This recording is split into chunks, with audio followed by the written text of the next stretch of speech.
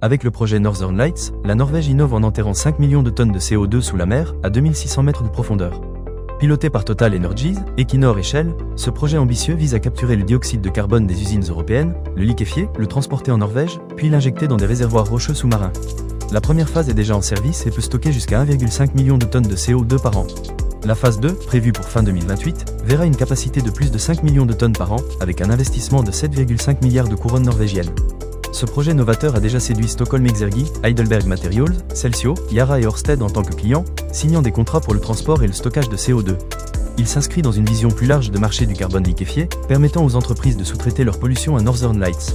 La Norvège s'impose ainsi comme un acteur majeur de la décarbonation industrielle, en proposant des solutions de stockage permanent du CO2 dans des réservoirs géologiques confinés à 2600 mètres sous la mer. Total Energies, en chef d'orchestre de ce projet transfrontalier, voit dans Northern Lights une opportunité de réduire ses émissions et de compenser là où c'est nécessaire. Ce projet contribue également aux objectifs de neutralité climatique de l'Union européenne d'ici 2050, malgré quelques retards. Grâce à Total Energies et d'autres projets similaires comme Bayou Bend, Aramis, Bifrost et Northern Endurance Partnership, l'Europe avance vers une économie décarbonée, s'appuyant sur des infrastructures de non-pollution.